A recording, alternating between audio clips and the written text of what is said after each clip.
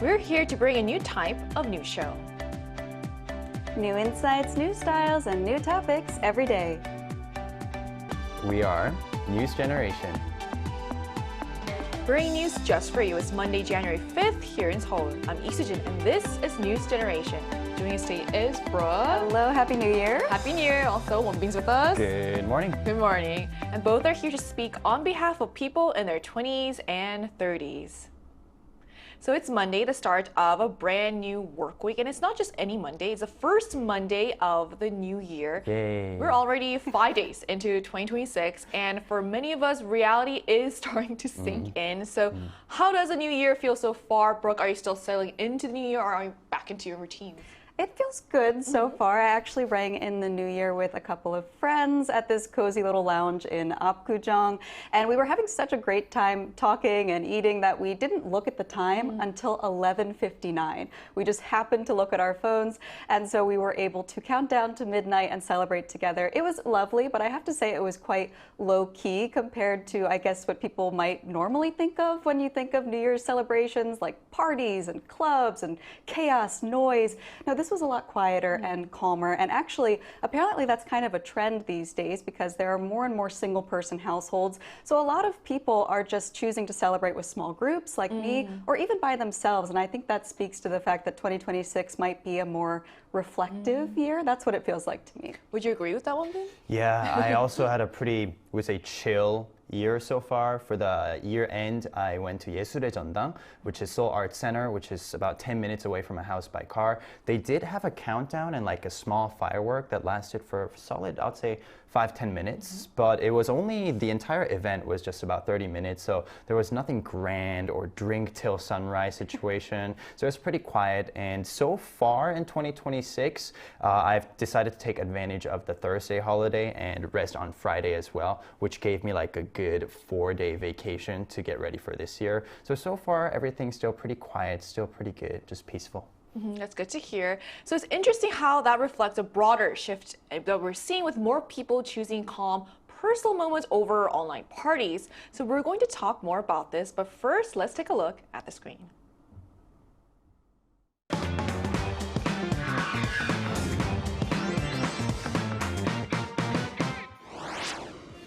The new year is a time for fresh starts and new goals. But it's not just what we're aiming for that's changing, it's how people are planning for the year ahead. For millennials and Gen Z, the new year now looks a little different as they use AI to review the past year and build personalized plans for the next one. Today on News Generation, we take a closer look at how people are planning their new year and what other trends are set to take off in 2026. As we just saw in the video, it appears that for millennials and Gen Zs, the new year is less about big resolutions and more about intentional, personalized resets. So when a new year begins, we all tend to set goals. So starting with you, Brooke, did you make any new year resolutions? Well, this is such a cliche. I feel like everyone says this, but I signed up for the gym as soon as 2026 started. I went really consistently last year, but then I went on vacation to the States and I let my membership lapse, and I just couldn't quite get up the energy to go back. I needed that feeling of a reset, like you said, and the new year is a perfect fresh start. It managed to get me back on that health and fitness track. So my resolution is to go to the gym consistently this year, a few times a week, and also, more emotionally, I'm an introvert, so I really want to challenge myself this year to branch out, get out of my comfort zone, meet more people, find new interests and hobbies so that I can grow as a person as well. So I'll let you know in 2027 if I achieved those goals. All right, keep us updated. So what about you, Wonbin? Yeah, so for me, to start off just like Brooke, the obvious ones, stay fit, eat healthy. But one new resolution that I have for this year is that I actually wish to work a little bit less and rely a little bit more on my income from my investments. Because as I entered my mid-20s in 2026,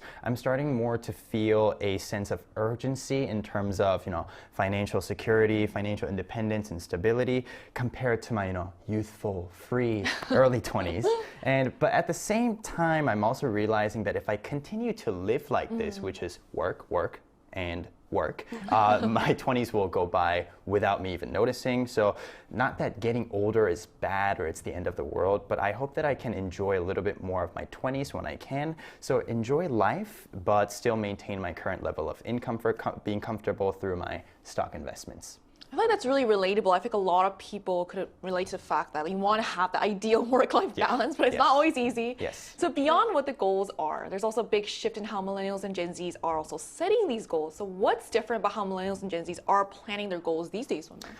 I would have to say AI everything, but I'm sure we all do, but especially the younger generation use a lot, I repeat, a lot of AI tools. Some of my friends and students use AI apps to decide daily tasks such as, what should I eat for lunch today? Should I ask her out or not? Or should I watch this new movie A or B? And no wonder why that we use a lot of AI tools for planning as well. And to give an example, many use apparently it's Mandalart Planner, and which is similar to a brainstorm map, but it's just made in like cube shaped, that has 8 big goals and 8 smaller steps to achieve each of those big goals. I think it says a lot that it's not that surprising that AI is also involved in these kind of efforts so lots as well. of AI and lots of preparation as well. I see. So young people are now using AI to reflect on the past year and break down big goals down to very concrete, actionable steps. And this shift seems to be backed up by the numbers as well. So Brooke, what do the surveys tell us about how seriously young people are taking New Year's resolutions? Yes, let me walk you through some figures here. So according to a U.S. survey, 43% of MZ respondents said they made New Year's resolutions, which is about twice the rate of older generations.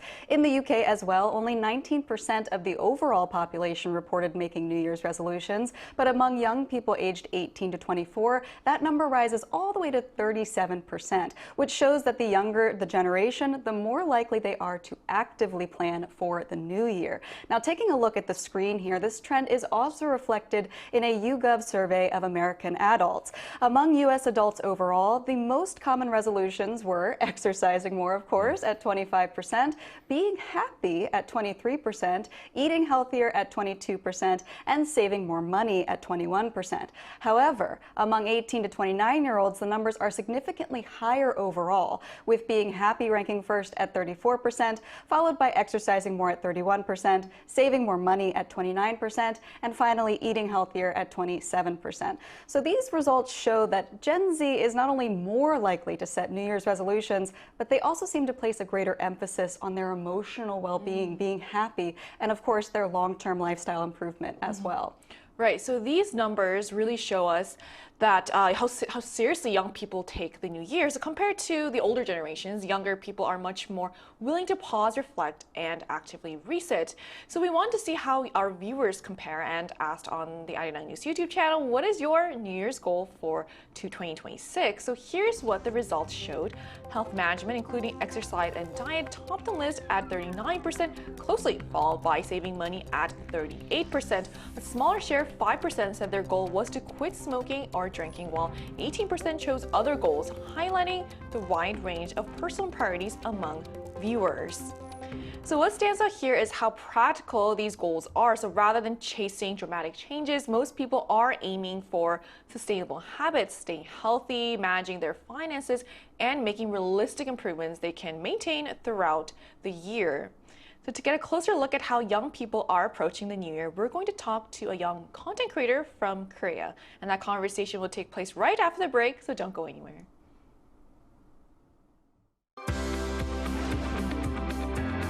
NewsGen wants to hear from you. Go to YouTube and search out channel Arirang Click Posts and cast your vote in the poll. Make a new type of news with us.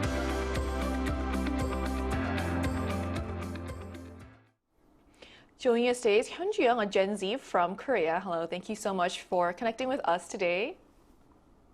Hello, thank you for having me. So did you set any New Year goals this year? If so, can you share with us what they were? Oh yes, of course I did. I set 3 goals, but I would say in a different way than before, because I used to set very big, ambitious goals, and then I would beat myself up if I couldn't keep them up. And so this year, I want to focus more on how I live my daily lives than just having like a really huge one big goal. So first of all, I want to focus on consistency over perfection, like keeping a daily routine kind of thing. I've come across this thing called messy consistency, and I love this idea so much because it's basically like it's okay to like skip a day or two. You can always come back and you can always like fix it. So like as long as you don't give up. So it's like short-term chaos and long-term consistency. And the second thing is that I want to take better care of my body, not just like external parts like skincare, hair care, of course, but like inner beauty as well. I want to build muscles, I want to eat healthier, and then I probably want to work on my mental and emotional well-being. And then the last thing is that because I'm in my 20s and I'm pushing 30 now, and yeah, I want to make the most of my 20s. So I will try and learn new things and meet new people and try to manage my time better so that I can get more things done and then free up some time to spend on what I want. Well, I love the term messy consistency. Thank you for teaching us that. My question for you is, do you relate to the Korean slang term that combines God and life, or gatseng, which is the lifestyle of working hard and living intentionally? Yes, I do relate to katseng because I used to try and live katseng myself. I used to wake up very early in the morning to do that so-called miracle morning. Even when I focused better at night, I just did it anyway. And then I worked out every single day. And then I tried to learn new things, even when I have like so many things on my plate. But one day I realized that this aimless katseng does more harm than good because it pressures you to always be productive, always be improving. So a lack of improvement kind of makes you feel that you are like falling behind or you're like a failure. So I couldn't rest without feeling guilty. And I found myself focusing on things that society thinks is important, not what I think is important. So I think like if you want to live katseng, I think you need to first figure out why you want to do this and then what you want to work so hard for. Instead of just like want to impress other people or your friends. I'm talking to myself basically. Yeah, I really agree. Living a katseng is a really stressful life. Then what characteristics define the life that young people aspire to these days? It's a very specific example that I can think of, and that is asking like AI chatbots about their 사주, about their future, and then also asking about MBTI when they first meet someone. It's like it says so much about how they want to live their lives. I think people want to be more like in control. And I get it because everything changes so fast these days, like Instagram challenge trends and that Dubai cookie thing, which I think it will die down soon if history is any indication. So when like changes are just when changes feel constant, then people crave security more because they don't want to feel helpless. And so that's why I don't think like asking about MBTI is just a trend. People want to categorize people so that they can figure out better like how to interact with them. And then another big thing I can think of is that like they're not afraid of choosing their own path compared to a generation before. I think in the past, like people just follow the fixed stages of their life: college, getting a job, marriage, and kids, and so on. But I'm not saying that these are not valuable. These are very important. But then young people these days don't feel afraid of like choose what actually matters to them. So yeah, they just quit their jobs if they don't feel right, and then they are not afraid of like express or showing what they're passionate about on social media. And I think it's a great change because people go for what they want. So yeah. Right, I think it'd be interesting to see the trends that young people go for this year as well. So thank you so much for sharing your insight with us today. Thank you. Thank you. Bye. We just heard from a young person about how millennials and Gen Zs are setting goals and shaping their lives in 2026. So we're hearing that planning ahead has become a big trend among young people. So what's behind this, Brooke? Well, this tendency is called readycore, and like our guest just explained very well, young people these days, they are feeling helpless and out of control because they're navigating an increasingly tumultuous era. So in this time, they place a lot stronger emphasis on preparing in advance rather than reacting to a situation after the fact. And this mindset is showing up in very practical behaviors. Young people these days are actively managing their blood sugar levels, which I never even thought about at their age, or they're signing up for retirement pension plans earlier than previous generations. This planning ahead habit is seen not as something, excessive or over the top, but as a necessary survival skill. So whether it comes to their health or their finances or other aspects of their lives, the MZ generation views this sense of readiness and preparation as their core values that are going to help them to thrive in the very unpredictable world that we live in. And I think this is really interesting because it kind of goes against kind of like the stereotype we have young people trying to live in the moment more. True. Not these days. Right, clearly not. So young people are responding to uncertainty by preparing earlier and more systematically. So how are these planning and preparation trends playing on daily routines then? Yeah, so Brooke just gave us the big frame, and it's actually pretty similar in daily life as well.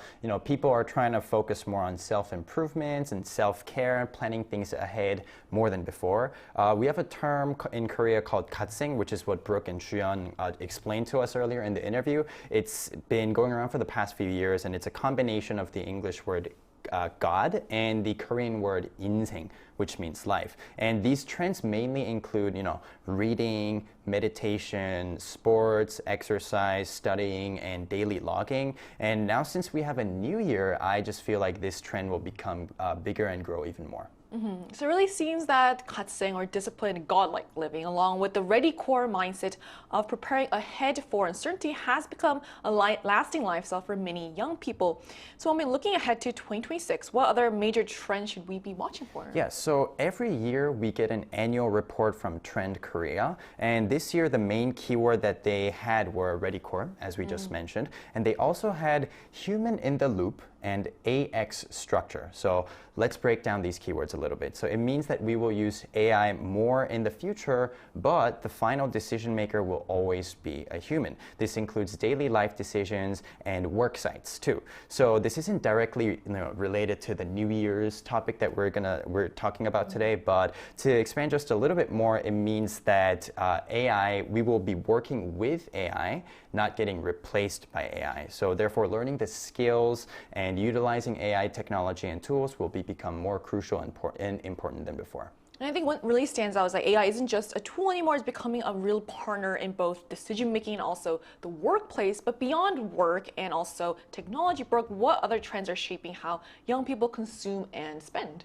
Well, some other trends to watch include feel economy and zero click. Feel economy, briefly, is a trend that's popular among Gen Z, and it refers to a consumption culture where products and services are valued not just for their features, but for their ability to deliver positive feelings like comfort, excitement, peace of mind.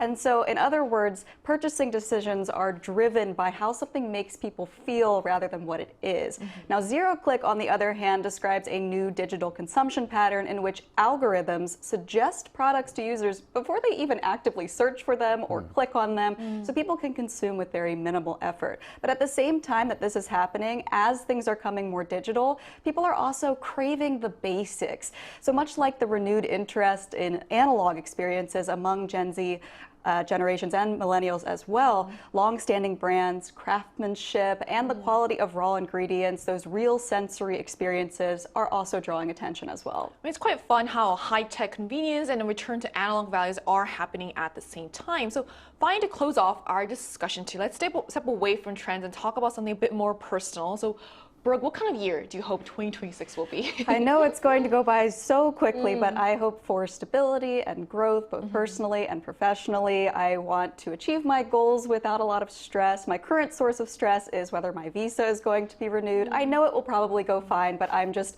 hoping everything goes smoothly. For any other foreigners out there living in Korea, if you're in the same boat, I hope that you are able to get over everything without any stress. And I just wish everyone a very happy and productive 2026. I also hope that whole process will go very smoothly Thank for you. you. Keep us updated. What about you, Wonbin? Pretty similar. First of all, Happy New Year's to all the viewers of Arirang TV and Arirang News. And all I wish is just, I mentioned this in the previous News Gen session, but just peaceful, calm year. We had so much noise last year, so more peace, more quietness, less noise. So as we've seen and as we've talked about today, for millennials and Gen Zs, the new year isn't about dramatic resolutions anymore. It's about realistic goals, steady routines, and starting the year in a way that feels sustainable. So whether it's big ambitions or quiet resets, what matters most is starting the year with intention. That may be the biggest trend of all in 2026. So that brings us to the end of today's episode of News Generation. My News Gen will be back tomorrow at 10:30 a.m. Korea time with more stories and discussions. Big thanks to Brooke. Thank you for having me. And also Wonbin. Always a pleasure. And to our viewers, thank you so much for joining us today, and we hope you have the best day. We are News Generation.